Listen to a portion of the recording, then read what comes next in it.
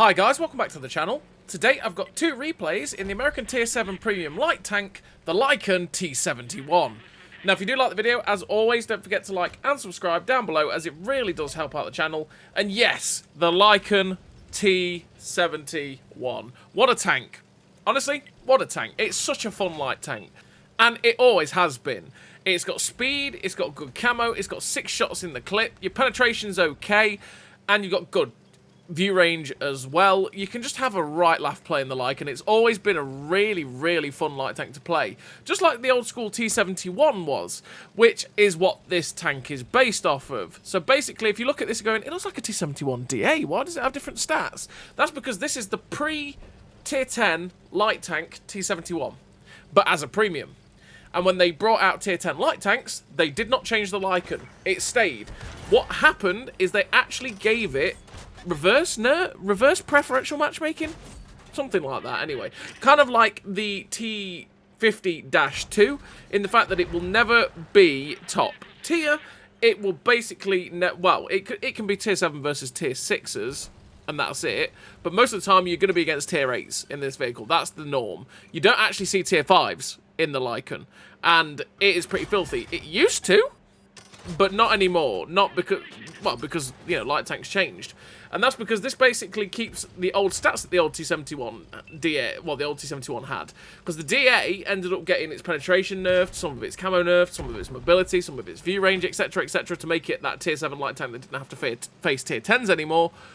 Whereas this thing didn't get that. So it's got 175 pen on the standard APDS, 210 pen on the premium heat rounds, which means that you can pen pretty much everything you're going to face, just like a lot of light tanks. You've got basically the same penetration as the Bulldog, which is a tier higher than you.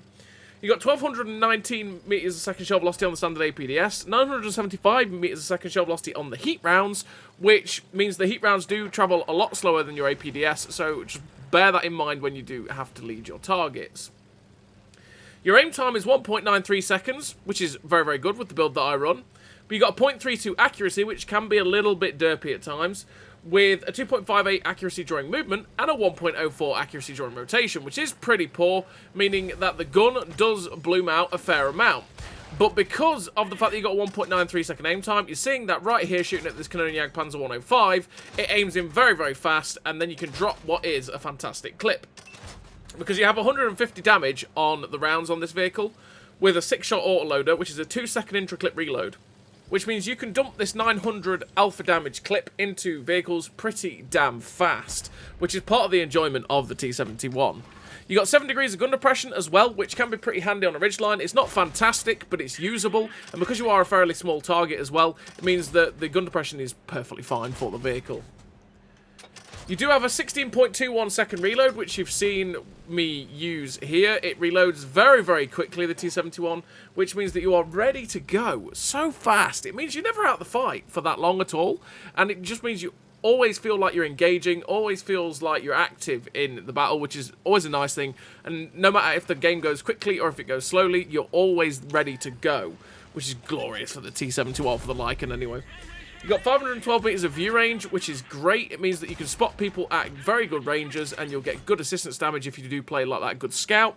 You've got 282 meters of still concealment, which is pretty good. It's not the best light tank camo in the universe, 282, but it's perfectly workable. You'll be able to use that in good bush locations, spot enemy targets, and like I say, you can actually fire from good distances as well and not get spotted that easily by enemy targets, which is pretty good.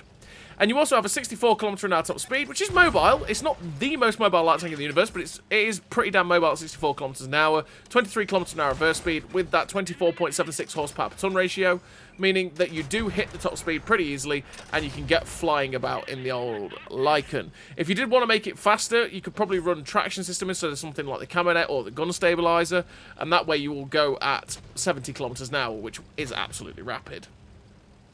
So what do I run in terms of a crew and equipment on the old Lycan?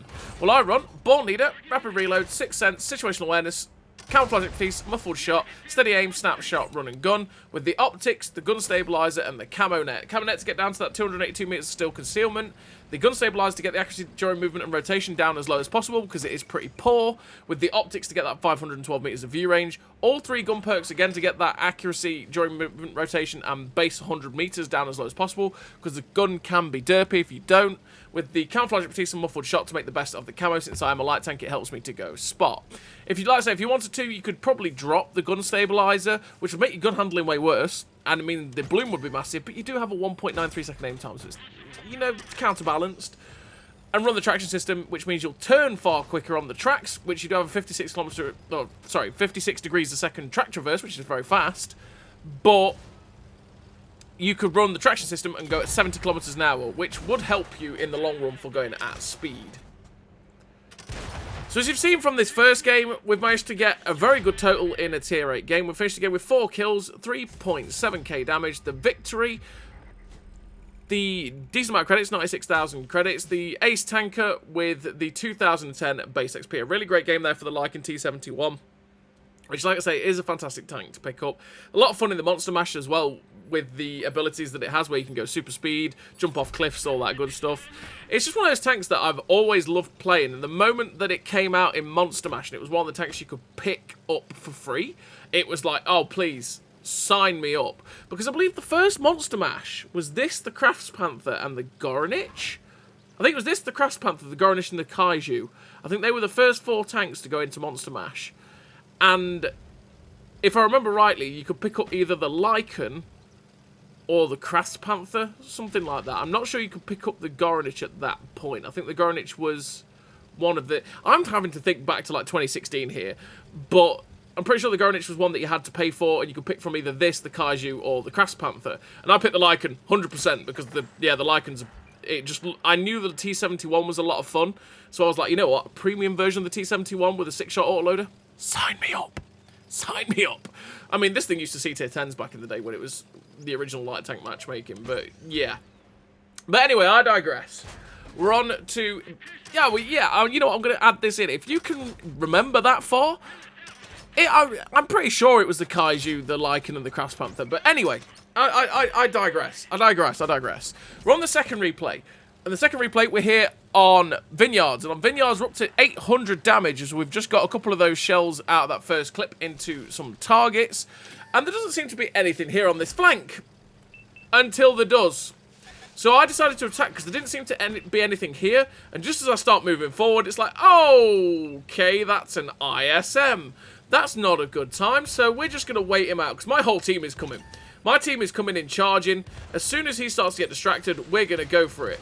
But because he started to turn his turret towards the light tank and it was facing towards me, I decided to not take the risk because I didn't really want to get hit for 400. Now we're aiming between the tracks and the top of the hull, as you can see, because if we hit the tracks, as we did with the first shot, we could actually bounce. Same as if we hit the spaced armor above the hull, well, above the tracks, we could actually bounce there as well. You saw me aim purposefully for that gap between the tracks and the top of the hull, and that meant that I could pen that guy right there.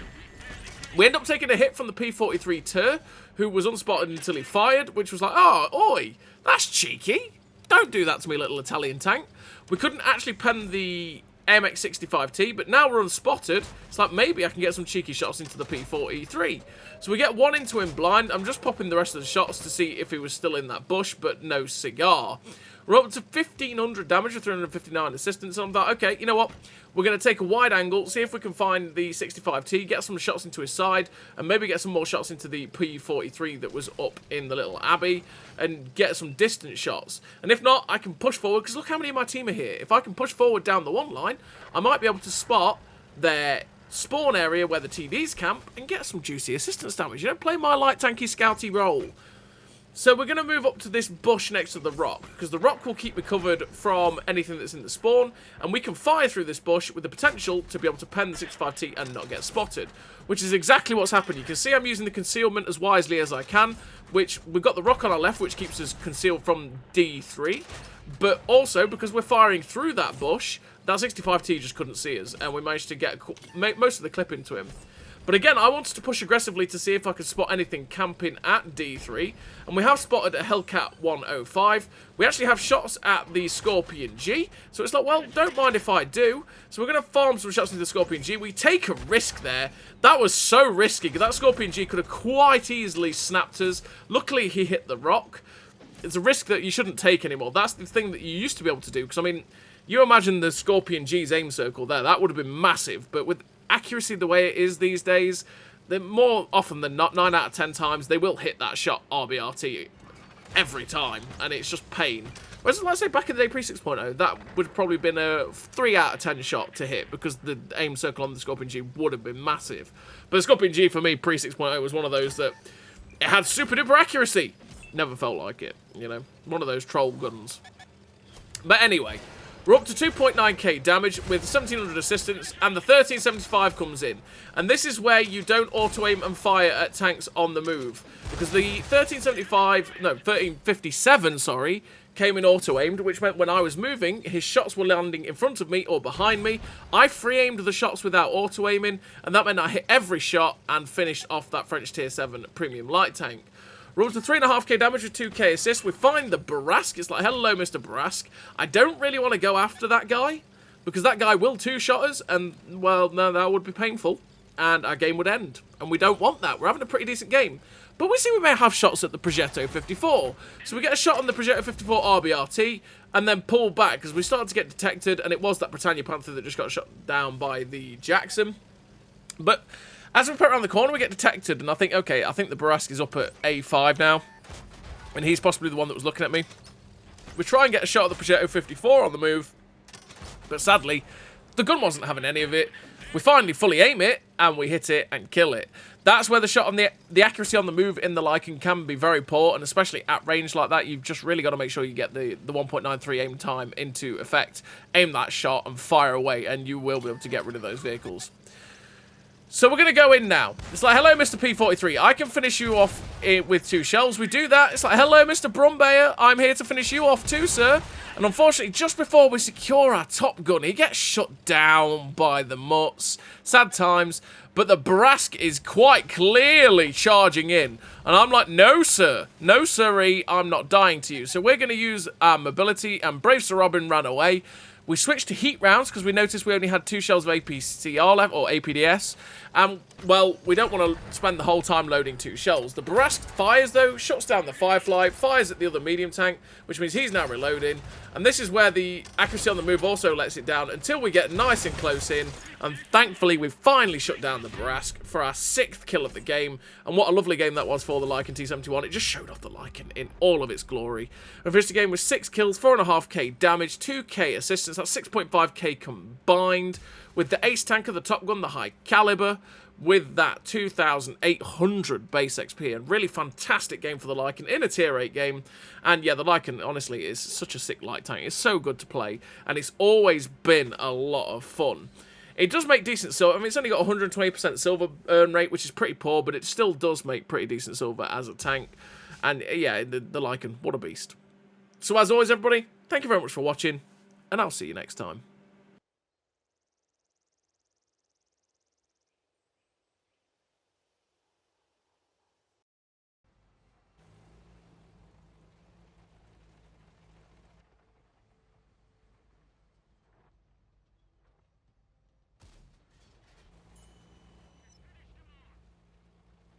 A great success.